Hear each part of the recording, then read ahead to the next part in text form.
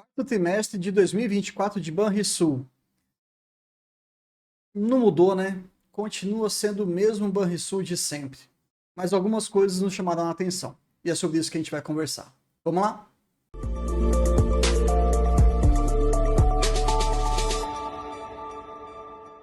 Fala pessoal, tranquilo? Meu nome é Bruno Oliveira, eu sou analista CNPI do Vida de Acionista, ou VDA. E hoje a gente vai conversar brevemente sobre o resultado do quarto trimestre de 2024 em relação ao Banrisul. É claro que muita coisa a gente já discutiu aqui no nosso canal, tem vários vídeos falando sobre essa companhia, mas vamos focar aqui nesse quarto trimestre, porque o que mais me chamou a atenção em relação ao resultado nem foram os números, mas a postura que esse banco pretende ter a partir de 2025. E esse talvez seja um ponto de virada muito importante de acompanhar, mesmo que você não seja investidor. Pegando como base aqui a parte de resumos, então a margem financeira cresceu 16%, as receitas 8%, mas como a gente não gosta de ficar apenas lendo essas questões, vamos tentar já racionalizar aqui em relação ao lucro líquido, que cresceu 5% aproximadamente. Você sabe que a margem financeira e a receita de serviço, elas acabam compondo as principais fontes de receita de qualquer bancão, né? De qualquer instituição financeira, melhor dizendo. Na hora que a gente percebe que cresceu 16% e aqui 8,5%, mas o lucro foi apenas 5%, percebeu que o lucro não está acompanhando o aumento da sua receita como um todo? Tem que entender isso aqui com um pouco mais de calma, tá? Mas me mostra aqui que talvez continue patinando. É ótimo crescer margem, é ótimo crescer receita acima da inflação, principalmente, a de serviços, né? Mas a gente gostaria de ver um lucro aqui um pouquinho mais robusto. Mas está tudo bem. Despesas de provisão cresceram ali 0,3%, praticamente nada, né, de 1,3 bilhão de reais. E isso tem muita relação com esse indicador que está maravilhoso. Está tão bom, tão bom, tão bom que eu acho ruim. Mas você vai entender. Quando você tem uma inadimplência de 1,73, comparando com outros bancos de varejo, pelo menos o Banrisul se propõe cada vez mais a se tornar um banco de varejo efetivamente ali prático, né? Não restrito e fechado no seu consignado. Mas essa inadimplência de 1,7, ela destoa muito do nosso segmento quando você olha para o Santander, para o Itaú, para o próprio Banco do Brasil, que vai divulgar em breve, né? E até o Bradesco. Então, uma coisa está relacionada com a outra, tudo bem, está tudo estável, mas a gente poderia mexer um pouquinho nesse índice de inadimplência, não querendo que ele suba, porque isso aqui não é bom, né? Que ele suba apenas por si só. Mas se você estiver num patamar um pouco mais elevado e ainda controlado, a gente espera repercussões muito positivas na sua carteira de crédito, na sua rentabilidade do negócio como um todo. De todo modo, lá os executivos eles comemoraram porque a carteira de crédito ela passou dos seus 60 bilhões e de novo, olhe como que é diferente o tamanho, né? De um Itaú que tem mais de 1 trilhão de reais e a carteira de crédito aqui do Banrisul gira em torno dos seus 60 bi. Recentemente nós falamos sobre o Banco ABC, também aqui no nosso canal, salvo engano eles têm ali por volta de 50. É realmente um outro patamar de banco, né? Não tem como a gente comparar diretamente, mas tá aí na bolsa para a gente poder analisar. Como vocês sabem, eu gosto muito de fazer esses estudos retrospectivos em relação ao lucro, em relação à rentabilidade, e o que me deixou um pouco chateado, tá? Nesse quesito aqui. Desde 2007, então eu estou falando de 18 anos, tá? De 2007 até 2024, praticamente nós estamos com o mesmo lucro líquido, girando em torno ali dos seus 960, 970 milhões. Tivemos um ano muito atípico, aqui em 2019, girando em torno de 1,3 bilhão, o que é maravilhoso, mas de fato esse comportamento do lucro líquido sendo muito lateralizado, ou como algumas pessoas gostam de usar termos em inglês, um resultado flat, sem grandes variações, não me agrada. Eu acho que um banco em 18 anos que não consegue expandir o seu lucro líquido tem alguns desdobramentos que a gente poderia pensar aqui. Um deles é, não que seja a realidade, a gente está aqui para pensar junto, mas será que ele já não chegou num ponto de equilíbrio se expondo ao segmento na região sul? O que eu quero dizer, será que para ele conseguir aumentar o seu lucro líquido, ele não deveria tomar algumas outras atitudes? Buscar novos mercados? Não sei, né? Mas de fato que tá de lado, tá. E isso não é muito interessante.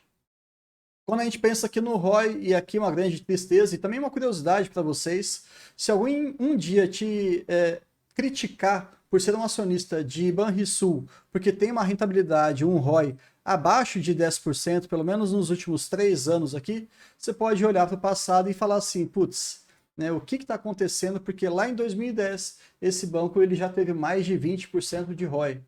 No ano de 2011, ele teve um ROI de 21%, um pouquinho mais até. Qual que é a nossa tendência aqui? Por que que existe esse comportamento de queda? Será que é porque o lucro está estabilizado, ele está lateralizado, mas o patrimônio líquido da companhia está aumentando cada vez mais? Eu entendo que sim, tá? Acho que essa é a principal justificativa que a gente pode tirar dos resultados. Mas isso é ruim, isso vai distorcendo os indicadores de rentabilidade desse negócio. E aí a gente pode até perguntar, por que que eles ficam incorporando tanto esse dinheiro, né, ao seu patrimônio líquido? Por que que eles não entregam isso para os seus acionistas? Ou por que que eles não fazem um grande reinvestimento para recuperar esse ROI ou aumentar o seu comportamento ali, numa tendência de subida do seu lucro líquido? Enfim, questões que finalmente começam a ser respondidas com mais clareza, porque o CEO, aliás, os executivos como um todo, eles começaram a falar que vão mudar um pouco o perfil, o comportamento do Banrisul. Eu enxergo como uma mudança até cultural e estrutural. Mas vamos falar sobre outros aspectos, depois a gente volta nesse quesito. De maneira bem geral aqui, a rentabilidade, a gente já olhou um pouquinho, né? O lucro crescendo um pouquinho, bem tímido, pegando de 2022 até 2024. Se você pegar 2023 e 2024, ou seja, de um ano para o outro consecutivo, cresceu apenas 5,2%. Vocês sabem que o IPCA desses 2 anos aqui nessa diferença foi em 4,8%. Então, foi um pouquinho, mas muito pouco acima da inflação. Quando você olha para os outros bancos, você fala, caramba, né, com crescimento de 40%, 50%, 60%, 70%. É claro que cada um com a sua particularidade. A base de 2023 foi muito depreciada, apanhou demais, então por isso teve esse salto enorme. Mas de todo modo, mesmo pensando em resultados mais normalizados, vejo que o Banrisul ele cresce muito pouco mesmo, e isso incomoda. O ROI, ele praticamente não, né? Ele ficou exatamente de lado, 9,1 no ano passado, 23 no caso, e 9,1 em 2024. Parte dessa explicação aqui foi por conta do crescimento do patrimônio líquido. E aí, de novo, note que curioso, né? Quando você tem um excesso de capital, um dinheiro, um patrimônio muito grande, uma das formas que você pode talvez melhorar os seus indicadores, vide o nosso próprio Itaú que ele está fazendo, um resultado exorbitante, ele poderia incorporar isso? Poderia, né, esses resultados do ano de 2024, mas ele tomou uma decisão de distribuir um dividendo, um provento adicional. E isso traz um aumento do seu ROI, isso traz para ele também uma percepção um pouco melhor daquilo que ele consegue entregar sem comprometer o seu crescimento. Né? O Banrisul até então não estava muito nessa pegada. Mas, enfim, quando a gente olha para a margem financeira, né, o NII, que eles gostam de falar, de todo modo, de fato, cresceu. Então, de 2023 para 2024, pegando só aqui, segmentando, né, da parte de crédito, tivemos um crescimento interessante de, salvo engano, uns 20%, se eu não estiver muito enganado. Na tesouraria, ficamos praticamente de lado, até na verdade um crescimento bem tímido, mas ainda assim crescimento. E essa recuperação de crédito baixada a prejuízo, que é aquela nova política para você conseguir captar, né, recuperar tudo aquilo que já tinha sido dado como calote. Mas eles estão com tecnologias, novas abordagens, renegociações e novas políticas. Isso aí tem aumentado ainda pouco mais significativo, 465 milhões no ano de 2024.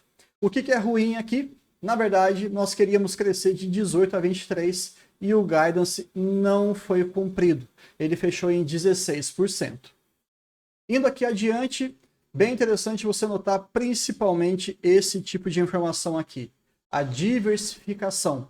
Temos ali pessoa física 46%, pessoa jurídica 15%, rural 22%. Então sim, o Banrisul está muito exposto ao setor agro.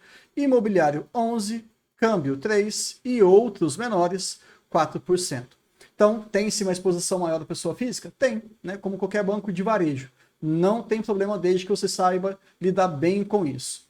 O que me chamou muito o ponto aqui para poder dividir com vocês é que olha quando a gente destrincha um pouco mais a carteira de pessoa física. 20 bilhões em saldo, né, relacionados ao crédito consignado. E o que isso aqui é ruim? Quando você tem muito crédito consignado, pela própria natureza desse tipo de crédito, ele já traz uma rentabilidade menor. E se você tem uma carteira muito grande, muito inchada nesse quesito, ela é numericamente interessante, nominalmente falando muito bacana, mas ela vai te trazer uma rentabilidade teoricamente muito pequena. E a gente não gosta tanto disso. De todo modo, cresceu ali bem pouquinho, 5,6%, mas olha o cheque especial, o crédito pessoal e também cartão de crédito e débito. Cresceram muito, mas muito mais, praticamente o dobro aqui no cartão de crédito do que o crédito consignado. O cheque especial cresceu quase 8, 9 vezes, ou seja, eles estão realmente com uma nova política aqui para aumentar a rentabilidade da carteira, e o crédito pessoal também cresceu quase seus 38%. Então a gente já está percebendo um apetite maior ao risco, se é que você consegue me entender. Estão mantendo o core, aquilo que eles sabem fazer melhor, que é o consignado, mas estão se expondo a outras questões. Ainda assim, mais de 74% da carteira pessoa física é colateralizada, ou seja, existem algumas garantias associadas, e isso traz robustez para esse tipo de crédito que está sendo fornecido. Na pessoa jurídica tivemos grandes variações, mas a gente não vai entrar aqui muito no mérito, até porque ela representa bem menos do que a pessoa física, que é o ponto principal que a gente vai discutir. E aqui eu queria chamar a sua atenção pelo seguinte: nos primeiros 5 minutos da teleconferência, mas na parte de perguntas e respostas, os executivos trazem informações que para mim foram gritantes. A primeira delas é que agora eles vão focar cada vez mais no seu aplicativo, naquele cliente meramente ou puramente, melhor dizendo, virtual, com abrangência nacional.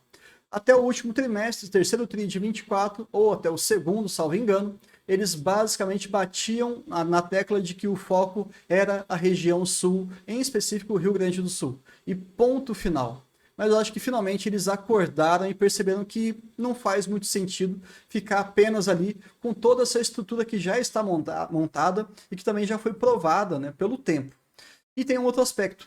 Eles usaram um termo que eu achei muito curioso. Eles se sentiam presos ao crédito consignado. E eu concordo com isso. Tem vídeo com mais de 2 anos aqui no canal em que eu bato nessa tecla, falando que esse talvez seja o grande benefício, mas também o grande malefício do Banrisul, porque isso atrapalha a rentabilidade do negócio que a gente já mostrou aqui no vídeo de hoje. E nesse momento, eles falaram, olha, o nosso foco daqui para frente é efetivamente ter mais apetite ao risco. E durante a teleconferência, na parte de perguntas e respostas, um analista falou assim, mas será que é o momento correto de vocês fazerem isso? Dado que o cenário macroeconômico está muito desafiador e existem outros bancões que são seus concorrentes indiretos ou até diretos para alguns perfis de clientes, tomando uma postura mais cautelosa, e agora vocês estão indo com um pouco mais, um aspecto mais arrojado. Veja, na minha visão, Banrisul tem muita gordura para queimar. Uma inadimplência inferior a 2%, boa parte da sua carteira de pessoa física muito bem colateralizada, isso traz robustez, uma PDD muito estável, muito controlada também, por mais que eles estejam agora navegando por novos mares, digamos assim, pode acontecer ali um aumento de inadimplência, não tem problema, desde que você reverta isso em rentabilidade. Não é proporcional, é claro, né? E também um não implica necessariamente no outro, mas se a gente começar a perceber cada vez mais uma guinada de alta na sua rentabilidade, no seu ROI, maravilha. Se porventura acabarem errando, aí, né, recua, dá um passo atrás, revisa e não vai comprometer o negócio. Na minha perspectiva, a gente vai enxergar ou pode enxergar nos próximos anos, nos próximos trimestres de Banrisul, cada vez mais um aumento dos seus indicadores de eficiência e de rentabilidade. E eficiência é um termo muito específico porque ele causa muita confusão, né, aqui para a gente, mas eu vou abordar com vocês com calma na parte de despesas. De todo modo, entendam, eu estou enxergando uma mudança estrutural. Ainda é muito verbal, ainda é muito compromisso ou intenção, né? Já começamos a ver alguns rascunhos nos resultados, mas se isso se continuar, se isso perpetuar daqui para frente, ficarei muito feliz e eu acho que os investidores também vão gostar bastante disso. Vamos voltar lá para os slides. Pegando aqui a qualidade de crédito, como eu acabei de falar para vocês, uma inadimplência total de 1,7 é surreal, tá? É surreal, é muito baixa mesmo. E todos os outros pontos estão super de qualidade. Um índice de cobertura acima de 200%, tá ali 243%, perfeito, nada que nos preocupe. E aqui eles bateram o guidance sim, que estava entre 2% e 3%, realizaram 2,15% em termos de aumento de despesas de provisão. Ora, se você está com uma inadimplência muito bem controlada, não faz sentido você provisionar cada vez mais. Se tiver um aumento, e não tem problema ter, é muito em função do seu aumento da sua carteira de crédito. Perceba que se a carteira de crédito cresce com qualidade, a despesa com provisão ela vai crescer e pouco. Se você cresce a sua carteira de crédito sem qualidade, a PDD, a despesa de provisão, ela tende a crescer muito, de maneira descontrolada. E sabemos que isso bate diretamente no lucro. Não é o caso aqui do Banrisul, que ele está fazendo o dever de casa.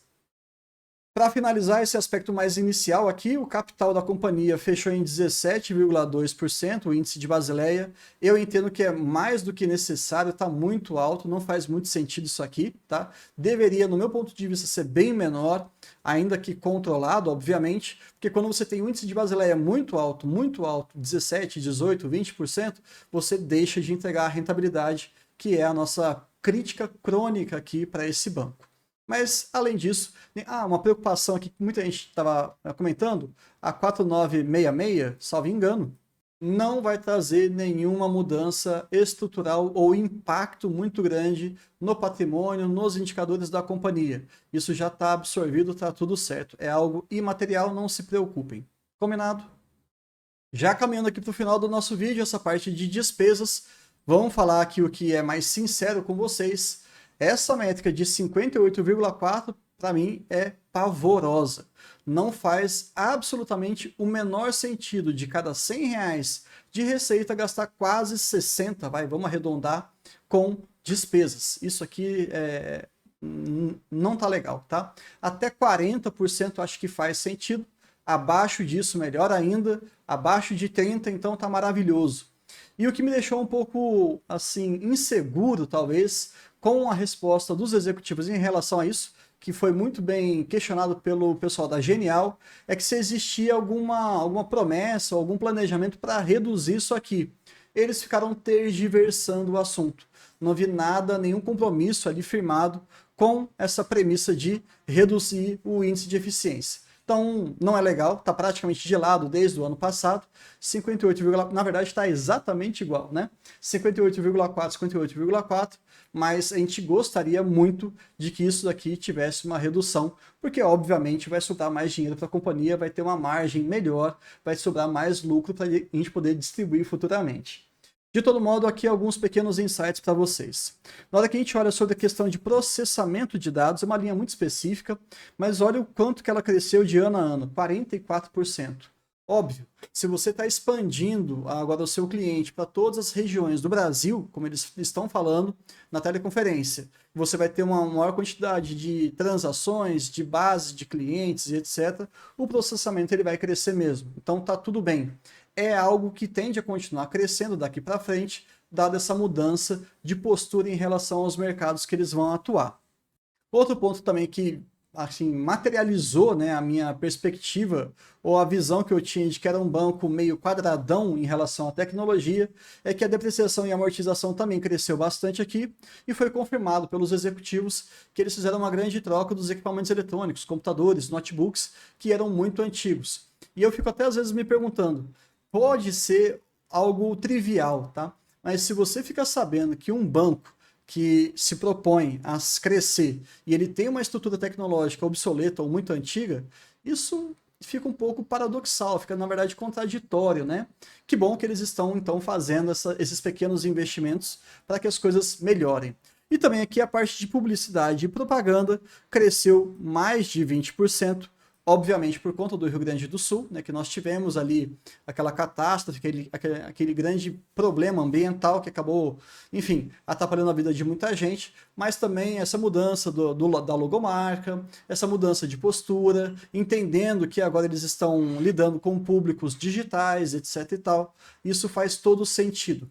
Então, ter crescido 7,2%, ou seja, acima da inflação, pode ser inicialmente um aspecto ruim, mas como esse banco ele está se modernizando, eu entendo que está super tranquilo, até porque eles conseguiram bater o guidance, que era de 5 a 9 e foi 7,6. Ah, porque a gente tem que colocar ali, tem que fazer as despesas administrativas ex-correspondentes. Ok, então aqui um pequeno ajuste de 7,2 para 7,6, mas ainda assim dentro do controle maravilhoso. E agora vamos para o nosso último slide. Na parte de guidance aqui me chamou muita atenção, porque nós tivemos realmente uma carteira de crédito crescendo muito em 2024 e agora o crescimento ele vai ser bem mais tímido. Ok, vamos acompanhar. A margem financeira também cresceu muito mais e eles colocaram patamares menores. O custo de crédito basicamente ele está dentro do que foi o ano passado e também as despesas administrativas eles continuam com essa premissa de alta entre 7 a 11%. Perceba que macro, do ponto de vista macro, eles não estão tão assim, otimistas, né, em linha com os outros bancos. Perfeito. Então, durante a teleconferência, eu senti um certo ruído, porque na hora que você vê a postura e a fala dos executivos de que eles vão buscar novos mercados, isso tende a ser algo um pouco mais agressivo. No entanto, as perspectivas, as projeções dispostas aqui no Guidance não foram lá aquelas coisas e realmente eles estão encarando 2025 como um cenário mais complicado do que foi 2024. Nenhum problema nisso, nessa visualização, mas talvez ali tenha deixado tanto o analista quanto o investidor um pouco solto em relação a que efetivamente como que vai ser essa política, essa abordagem deles daqui para frente. Nada melhor do que esperar e acompanhar os próximos trimestres. Espero que vocês tenham gostado e até o próximo vídeo.